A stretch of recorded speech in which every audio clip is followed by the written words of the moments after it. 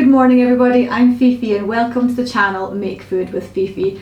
I'm the proud owner of a multi-award winning tea room and cafe here in Scotland, and I'd like to share with you some of my favourite bakes and recipes from the shop and from home.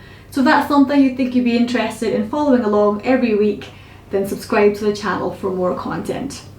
So today I'm actually going to start with a very sought after recipe. This is my famous scone recipe. We were very lucky to win Best Scones in Scotland last year and Best Place to come and eat a scone was our cafe. So it's a pretty amazing accolade, and it's a recipe that I have made 1,000 times over. I get up at 4:30 every morning and start baking for 5, and no matter how many scones I make, we still sell out every day. This is a pretty simple, foolproof recipe. Simple ingredients, but a few little tips to follow in the techniques to make a perfect scone. So I'm going to start with the ingredients that you need. So you need 400 grams of self-raising flour, you need 3 heaped teaspoons of baking powder, 85 grams of butter, and make sure this is proper salted butter. Don't use cake butter or margarine, your scones just will not turn out right. 85 grams of sultanas, 85 grams of caster sugar, 200 ml of whole milk. Again, use whole milk here as opposed to semi-skimmed milk. It just gives a better quality of scone. You can use oat milk as an alternative, but definitely make sure it's a thick creamy milk. And we need 1 egg for washing the tops of the scones. So I'm going to start by putting our 400 grams of self-raising flour into a bowl, and we're going to heap in 3 good heaped teaspoons of baking powder, and just give that a little mix around with your fingers. Now this first part is the only kind of slow part and tedious part, but it is worth doing right. You want to put your butter, your proper salted butter, into your flour. Just break it up into a couple of bits to make it easier for you, and you really need to spend a bit of time on this. You need to break this down by hand into what becomes fine breadcrumbs really. You don't want to feel any lumps of butter left. If you have any solid pieces of butter in your scone, they'll actually just melt in the oven and your scone will actually expand instead of rising. So that's a very important little tip to follow, just to make sure that you put the time in to breaking the butter down. Now you can do this with a food processor should you want to, but I actually find doing everything by hand is actually just better when it comes to a scone. Sometimes the old-fashioned methods just work the best, and you definitely get a better consistency of scone. Now at the tea room we make lots of different flavours of scones, many of which I'm going to share with you over the next few weeks, and the recipe can be adapted and changed for all types of seasons, for all types of fruit, whereas a classic sultana scone is always the most popular. If you prefer a plain scone, you can use this exact same recipe, just take out the fruit. So just keep breaking down that butter until you're getting a fine breadcrumb-like consistency.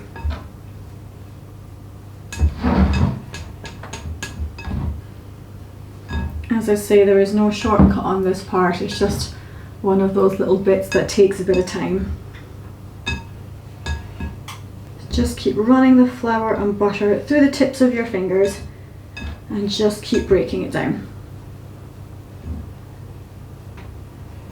Your butter is quite hard. Your butter should always be chilled straight from the fridge.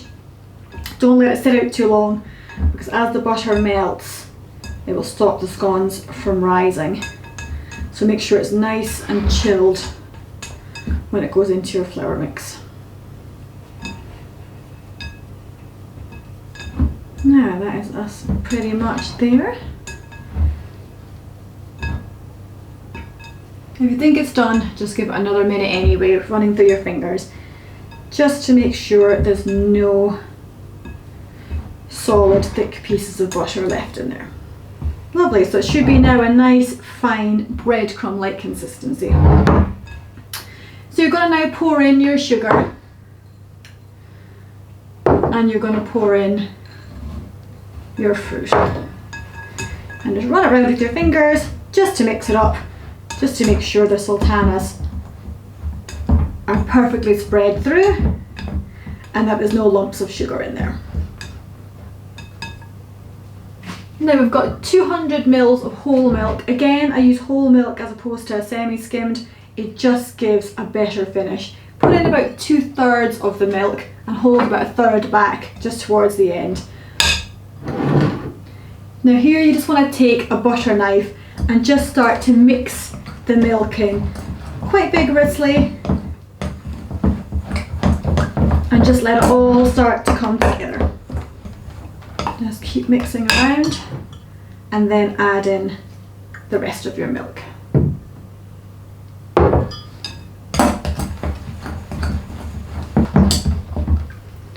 Now, I'm going to show you a little technique here. I like to tip the bowl up onto its side and just hold it against me and use my hand to press the loose flour and ingredients into the dough and just turn it around in the bowl. Keep turning it around just to make sure you're picking up all of the dry ingredients and patting it back in by hand. Now, the thing with scones is you don't want to over knead them. The more you work a scone, the less it will rise. So you need to be very careful of that. So just turn it around maybe 10 or 12 times just until all the little bits are pulled in. Now, you're going to tip that out onto your table and catch any last little bits that are still there. You just want to fold in any loose flour into the dough. Again, you only want to do this as many times as you need to pick up the dry ingredients. You don't want to over knead or overwork the scone mix.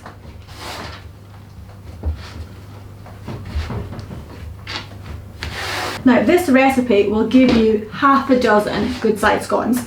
I use a 3-inch cutter for the tea room. You can use a smaller cutter if you wanted to make sort of more of an afternoon tea size scone, or if you just wanted to have them a little bit more delicate. But everybody at the shop are hungry people and they want a good big scone, so that is what we go with. Now once your mixture is tied together and it's starting to feel slightly sticky, you know you don't need to knead it anymore. So at this stage I would just shake out a little handful of your self-raising flour onto your countertop and just pat it around just to seal in the stickiness of the scones. Now you just want to use your hands here and press it down to about 1.5 inches thick. So this is my 3-inch size cutter. Again, you could use a slightly smaller one if you wanted, but we like a big scone. So this mixture should give you half a dozen scones. If you cut them out and you've got too many or too less, they're either too thin or they're too thick.